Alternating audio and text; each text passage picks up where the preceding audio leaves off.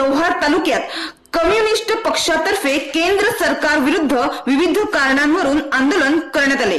यात कामगार, शेतकरी हक्क, सामाजिक न्याय, वाढती महागाई, खासगीकरण या मुद्द्यांचा समावेश होता।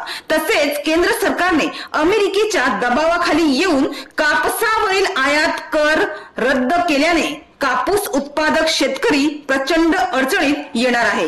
डोनाल्ड ट्रम्प यांच्या भारतावर मोठा टॅरिफ म्हणजे अतिरिक्त शुल्क लादण्याच्या धोरणामुळे आणि उलट भारताने विदेशी शेतीमालावर टॅरिफ म्हणजेच अतिरिक्त शुल्क कमी किंवा रद्द करण्याच्या दबावामुळे दूध, सोयाबीन, गहू, मका व इतर अनेक शेतकरी संकटात सापडणार असल्याचे आंदोलनाचे ठळक मुद्दे सांगून आज 3 सप्टेंबर रोजी जव्हारच्या गांधी चौकात केंद्र सरकारच्या प्रतिकात्मक पुतळ्याचे दहन करून केंद्र सरकारच्या या धोरणाविरोधात घोषणा देण्यात आल्या। यावेळी भारतीय कम्युनिस्ट पक्षाचे जव्हार सेक्रेटरी यशवंत बुधर, जव्हार तालुका कमिटी मेंबर विजय शिंदे, रमेश बीज, यशवंत घाटाळ, जिल्हा कमिटी मेंबर अशोक काकवा व कम्युनिस्ट पक्षाचे बहुसंख्य कार्यकर्ते उपस्थित होते। एकंदरीत या आंदोलनातून केंद्र सरकारच्या धोरणांविरोधात जनतेत आणि शेतकऱ्यांमध्ये निर्माण झालेल्या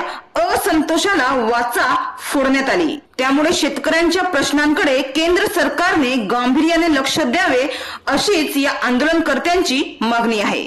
जव्हारवरून उबेद मेमन, विकास समाचार।